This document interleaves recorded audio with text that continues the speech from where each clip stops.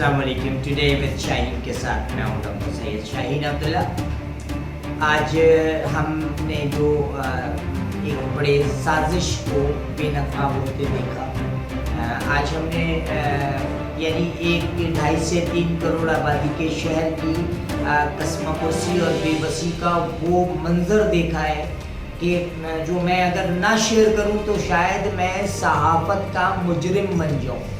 जो मैं शायद अगर अपने लोगों को ना बताऊं तो मैं अपने फ़र्ज़ की अदायगी से गाफिल रहूँगा।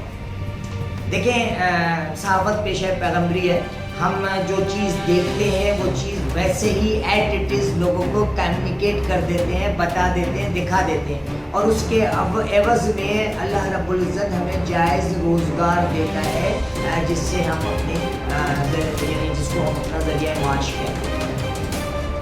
सोशल मीडिया बुनियादी तौर पे लोगों की ज़बान होती है जो आपके एंड्रॉइड मोबाइल के ज़रिए या आपके डिवाइस के ज़रिए आपके कानों में पहुँचती है या आपकी आंखों में वो नज़र आती है। सोशल मीडिया कोई एक मुनज़्ज़म चीज़ नहीं है। आपने जो चीज़ देखा, फील किया, उसको एट इट इज़ एक्सप्लोर कर लिया। माइक्रोसॉफ्ट या इंटरनेट उसको एक फोरम पर, एक मीडिया पर ला के रख देता है जिसको आप व्हाट्सएप, ट्विटर, इंस्टाग्राम कहते हैं या फेसबुक कहते हैं। मकसद आज़ादी राय के लिए आपका एंड्रॉइड मोबाइल ही काफ़ी है। आज से कुछ साल पहले तक कुछ अर्सा पहले तक जब सहाफ़त को बेलगाम नहीं किया गया था, जब इस मुल्क का इंडस्ट्रियलिस्ट कैपिटलिस्ट तबका जो है वो चैनल्स का मालिक नहीं बना था, जब सहाफ़त बिकती नहीं थी, जब कलम बिकता नहीं था, अब ज़मीर और कलम 1 मिनट में बिक जाता है। एक फ़ोन आ जाएगा कहीं से कि जी इस प्रोग्राम को आप हाईलाइट ना करें, या एक फ़ोन आएगा कहीं से कि जी मुल्क के मफादात में इस प्रोग्राम का ऑन एयर होना मुनासिब नहीं है। देखिए, पिछले कुछ दिनों से कराची की अक्सरियत को अक़लियत में बदलने की एक बड़ी साजिश हो रही थी, एक मुनज़्ज़म साजिश हो रही थी, जिसका बेनिफिशरी पाकिस्तान पीपल्स पार्टी या सिंध गवर्नमेंट थी, फेडरल गवर्नमेंट नहीं थी। फेडरल गवर्नमेंट या इंटेलेक्चुअल्स या जो इंटेलिजेंस एजेंसियों में सिंध गवर्नमेंट के या पीपल्स पार्टी के लोग थे वो इस साजिश में शरीक थे।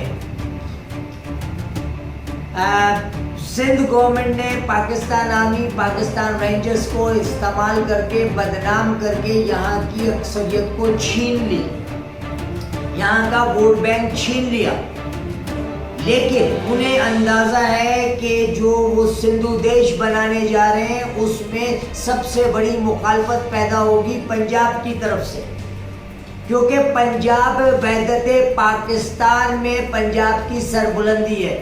ये हमारा पंजाब ही है जो इस मुल्क की सरहदों की हिफाजत करता है।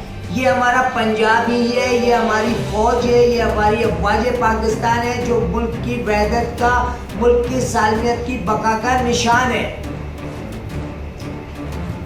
वो अफ़वाज पाकिस्तान को तो कुछ नहीं कर सके। उन्होंने प्रोपेगेंडा करके अफ़वाज पाकिस्तान की एक जो ज़ेली अदारा है उसके ज़रिए यहाँ की सियासी क़ुव्वत को सबोतार कर दिया, ख़त्म कर दिया, दीवार से लगा दिया।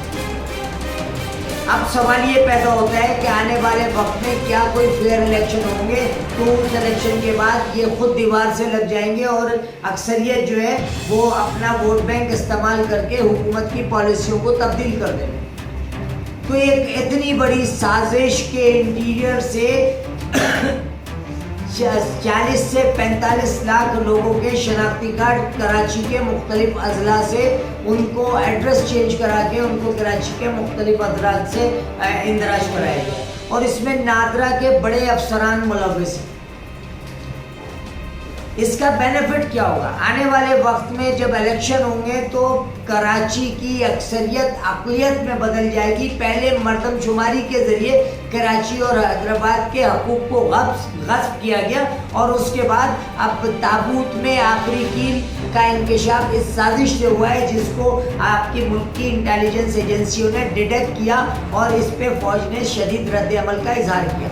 نادا کے کچھ افسران کو بھی گرفتار کیا گیا ہے اور ان کی جو اسٹیٹمنٹ ہے اس کے مطابق سندھ گورنمنٹ اور پیپلز پارٹی کے کوئی انتہائی جسے کہتے ہیں متعصب قسم کے سیاستدان ہیں جنہوں نے یہ عمل کیا کہ انٹیریئر کے 30 سے 40 لوگوں کو کراچی کے مختلف اضلاع میں رجسٹرڈ کرا دیا تاکہ یہاں کے رہنے والے مقامی آبادی کی حق طلبی بھی ہو اور ووٹ بینک بھی ضائع ہو،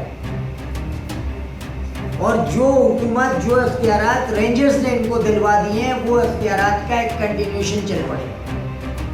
تو یہ ایک بہت بڑی سازش ہے، کراچی اور حیدرآباد کی حکمران طبقہ اس کی پشت پناہی کر رہی ہے، لیکن کراچی اور حیدرآباد کے عوام انتہائی خلوص سے افواج پاکستان کی طرف دیکھ رہے ہیں، ISI کی طرف دیکھ رہے ہیں، MI کی طرف دیکھ رہے ہیں، کیونکہ اللہ کے بعد اگر کچھ امید ہے اس قوم کو یا یہاں رہنے والے 2.5 سے 3 کروڑ افراد کو، تو افواج پاکستان سے ہے کہ وہ اس قسم کی سازشوں کو ختم کریں۔ اس سازش کا انکشاف ہونے کے بعد جب اس معاملے کو میڈیا میں ہائی لائٹ نہ کرنے کے لیے کروڑوں روپے سائی سرکار نے خرچ کر دیے، کیونکہ یہ سازش پہ اگر عمل ہو جاتا تو یہ جو ابھی انہوں نے رینجرز کے ذریعے قوت اختیار کی ہے، جو پابند سلاسل قیادت کو پابند سلاسل کر کے ان کی زبان کو بند کر کے جو اختیارات لیے ہیں وہ اختیارات ختم ہو گئے۔ اور میں ہمیشہ کہتا ہوں احساس محرومی احساس بغاوت کا پہلا زینہ ہوتا ہے۔ آپ ان کو دیکھیں، یہ اللہ رب العزت کا ایک نظام ہے کہ اگر آپ بلی کو بھی بند کر کے کمرے میں ماریں گے تو وہ بھی حملہ کر دیتی ہے۔ یہ تو 3 کروڑ عوام ہے، آپ اپنی شاطرانہ ظالمانہ جابرانہ چالوں کے ذریعے اگر ان کا ووٹ بینک بھی لے لیں گے تو یہ کہاں جائیں گے؟ اور یاد رکھیے گا یہ وہ قوم ہے، یہ وہ لوگ ہیں جنہوں نے اس پاکستان کو جن کے اجداد نے بنایا ہے، جن کے اجداد نے اس پاکستان کو بنایا ہے اور جنہوں نے اس پاکستان کو سنوارا ہے۔ تاریخ کے بنیادی طالب علم ہونے کی حیثیت سے میں جانتا ہوں کہ پاکستان کے بننے کے بعد یہی وہ لوگ تھے جنہوں نے پاکستان کی بیوروکریسی کو لائٹ ہاؤس کے فٹ پاتھوں پہ بیٹھ کے چلایا۔ یہی وہ لوگ ہیں جنہوں نے ڈاکٹر عبدالقدیر خان جن میں سے نکلا، یہی وہ لوگ ہیں جن میں سے MM عالم نکلا، یہی وہ لوگ ہیں جن میں سے وہ ٹیلنٹ نکلا جس ٹیلنٹ نے اس ملک کو سنبھالا۔ آپ کو شرم آنی چاہیے، آپ اپنی جاہلانہ جابرانہ غیر منصفانہ پالیسیوں میں ملوث ہو کر کے پاکستان کو تیسرا جھٹکا دینا چاہتے ہیں، اس پاکستان کی سالمیت اور وحدت کو دوسرا بڑا نقصان دینا چاہتے ہیں۔